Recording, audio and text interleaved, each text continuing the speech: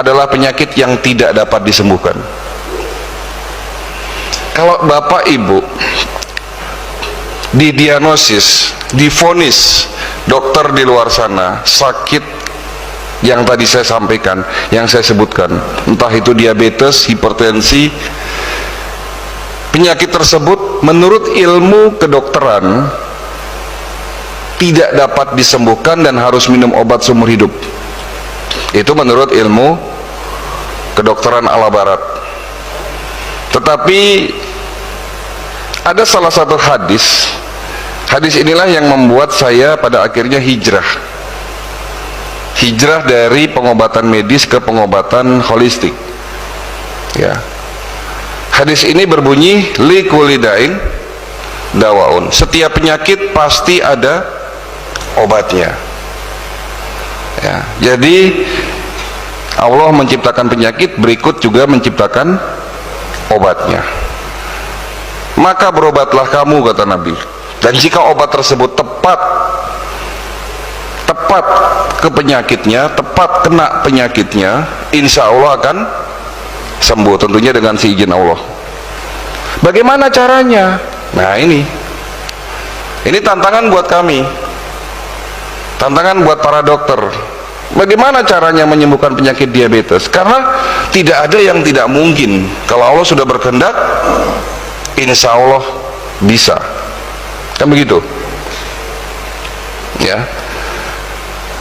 Bagaimana caranya menyembuhkan penyakit diabetes? Sementara ilmu yang saya dapatkan di bangku kuliah mengatakan kalau orang sudah sakit diabetes tidak akan sembuh, minum obat seumur hidup.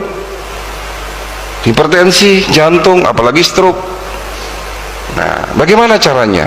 Ternyata setelah kami mendalami pengobatan tradisional itu kan banyak metodenya.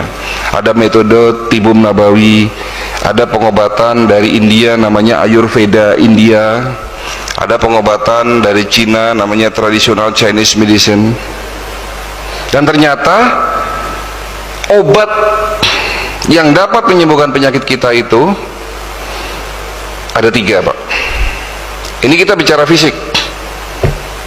Tubuh manusia terdiri dari 3 unsur, body, mind, and soul. Fisik, pikiran, dan jiwa. Kita baru bicara fisik nih, ya. Obat untuk fisik kita, untuk penyakit kita ada 3. Satu adalah obat yang kita minum, baik itu obat kimia maupun herbal. Kedua, obat itu ternyata ada dalam makanan kita. Jadi makanan kita juga obat, Pak.